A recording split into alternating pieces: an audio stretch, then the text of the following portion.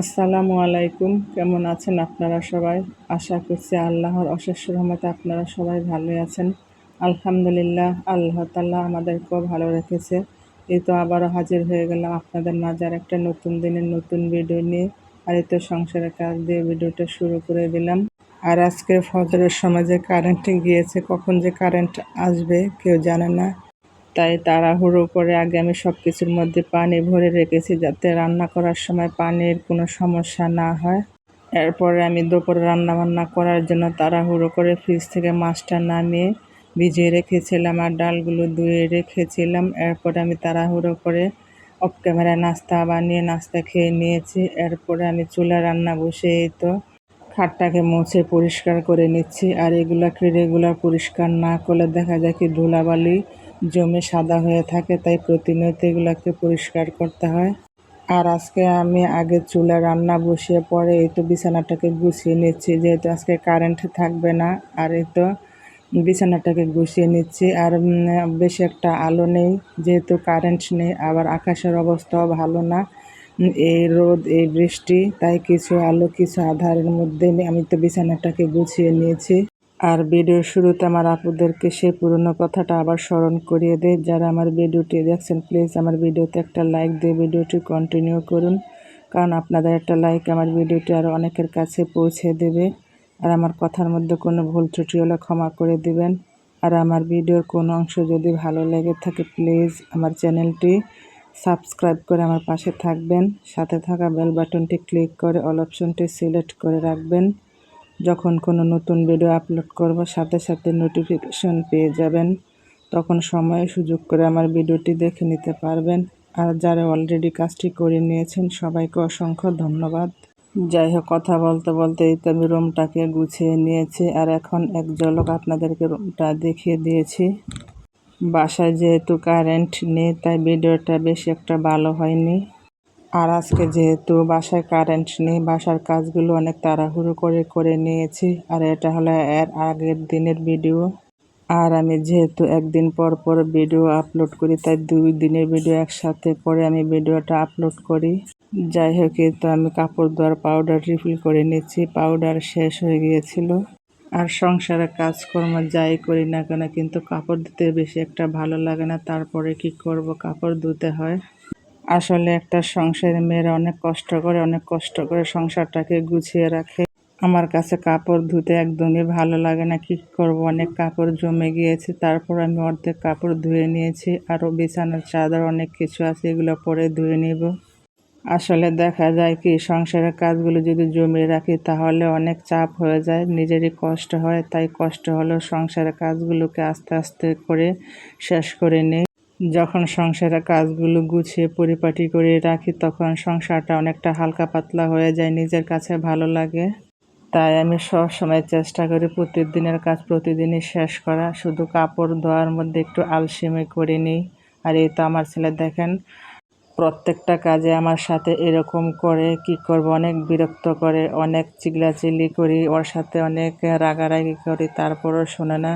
কি করব, ছোট বাচ্চা কাচ্চা থাকলে এরকমই করে। আর এই তো আমার বাবার বাড়ি থেকে গাছের কাঁঠাল গাছের শাকসবজি পাঠিয়েছে। বাবার বাড়ি যেহেতু কাছে, সব কিছুতে ভাগ পাওয়া যায়।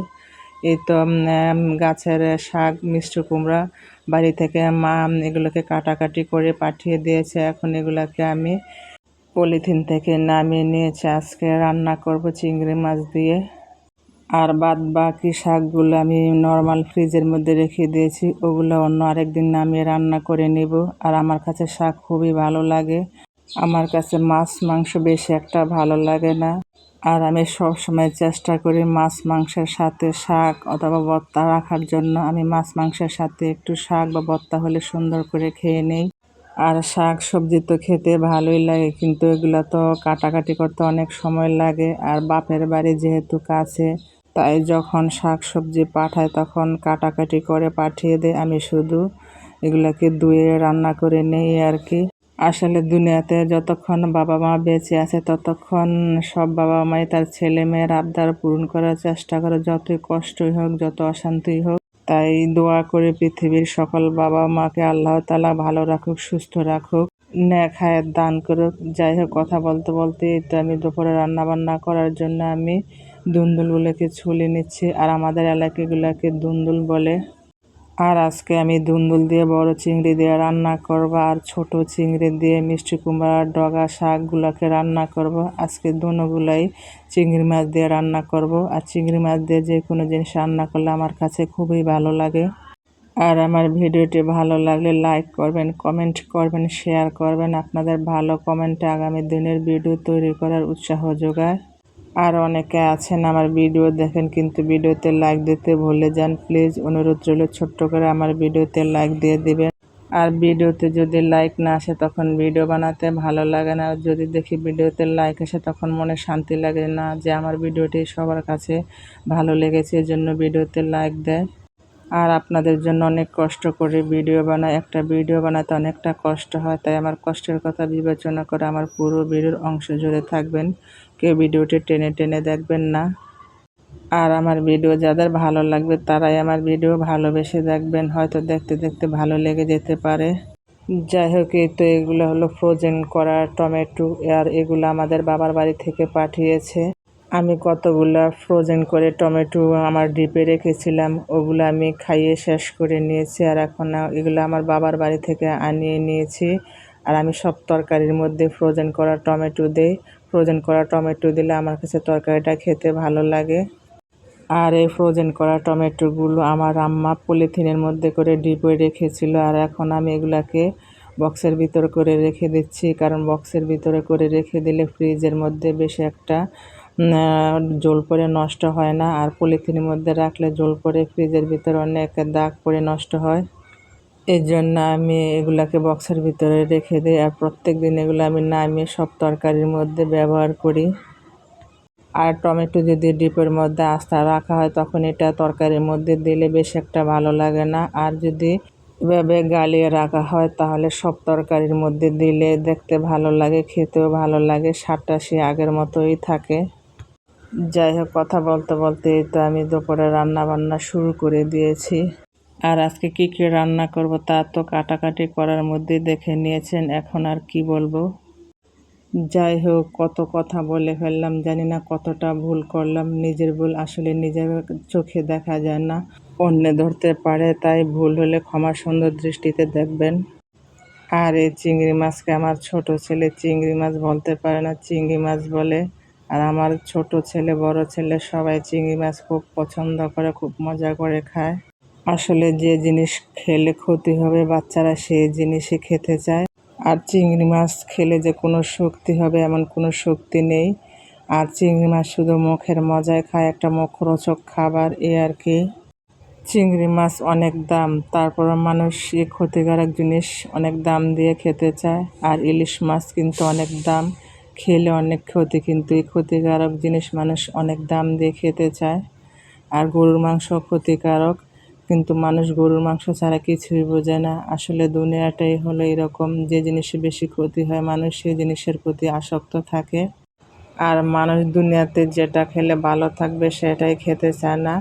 শাক সবজি খেলে মানুষ ভালো থাকবে সেই জিনিসটাই মানুষ খেতে চায় না। আর যেগুলো খেলে মানুষের ক্ষতি হবে সেগুলি অনেক দাম দিয়ে টাকা দিয়ে কিনে নিয়ে খেয়ে খায়, এ আর কি। আর দুনিয়াতে ভালো জিনিসের দাম নেই, মানুষ ভালো জিনিস খেতে চায় না। আর দুধ হলো একটা আদর্শ খাবার, এই আদর্শ খাবারকে দুধ বিক্রেতারা মানুষের দরজায় দরজায় গিয়ে বিক্রি করে। আর এই দুনিয়াতে এমনও মানুষ আছে যারা দুধ বেচে মদ খায়, আবার মদ বেচে দুধ খায়, এই আর কি মানুষের রুচি। যাই হোক, কথা বলতে বলতে তো আমি বড় চিংড়ি দিয়ে দুন্দুল রান্না করে নিয়েছি, আর এখন আমি ছোট চিংড়ি দিয়ে মিষ্টি কুমড়া শাক ডগা এগুলোকে রান্না করে নিচ্ছি। আর আমার বাসায় আমি শুধু শাক সবজি ভর্তা খাই, আমার ছেলে মেয়ে কেউ খায় না। মনের মধ্যে চিন্তা হতাশা নিয়ে সংসারের কাজগুলো করে যাচ্ছি। আসলে খারাপ সময় চিরদিন থাকে না, একদিন না একদিন পার হয়ে যায় ঠিকই, কিন্তু খারাপ সময় ঘটে যাওয়া ঘটনাগুলো কিন্তু চিরদিনই মনে থাকে। এই কথাগুলো মন থেকে সহজে মোছা যায় না। তো আল্লাহ তাআলার কাছে দোয়া করে দুনিয়াতে সবাইকে শান্তি দাও, যাতে করে আমরা প্রত্যেকটা মানুষই ভালো থাকতে পারি। আসলে আমাদের ভালো থাকাটা না আমরা নিজেরাই নষ্ট করি নিজের হাতে। যাই হোক, কথা বলতে বলতে তো আমার তরকারি রান্না হয়ে গিয়েছে। আর তরকারিটা না ভিডিওর মধ্যে দেখতে বেশি একটা ভালো হয়নি, কিন্তু বাস্তবে দেখতে মাশাআল্লাহ খুব সুন্দর হয়েছে।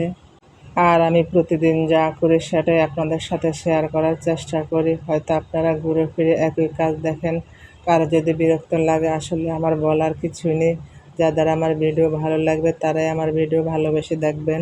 যাই হোক, এই তো সন্ধ্যার সময় সন্ধ্যার নাস্তা করার জন্য ফ্রিজ থেকে বার্গারগুলো নামিয়ে নিয়েছি। এই বার্গারগুলো এর আগের দিন সন্ধ্যার সময় এনেছিল, সাথে আরও অনেক খাবার এনেছিল, ওগুলো খেয়ে নিয়েছি। আর এগুলাকে নর্মাল ফ্রিজে রেখে দিয়েছি। আর এখন এগুলাকে নামিয়ে এখন ওভেনের মধ্যে হালকা গরম দিয়ে মাছ খেয়ে সন্ধ্যার নাস্তা খেয়ে নেব। সবার সামনের দিনগুলো যেন খুব সুন্দর ও মঙ্গলময় হয়, সে দোয়া সবসময় থাকবে। সে দোয়া এবং ভালোবাসা নিয়ে আজকের ভিডিওটা এখানে শেষ করে দেই। আল্লাহ তাআলা ভালো রাখলে আবারও আসবো আপনাদের মাঝে। সে পর্যন্ত ভালো থাকবেন, সুস্থ থাকবেন, নিজেদের খেয়াল রাখবেন। আমি এবং আমার পরিবারের জন্য দোয়া করবেন। আল্লাহ হাফেজ। আসসালামু আলাইকুম।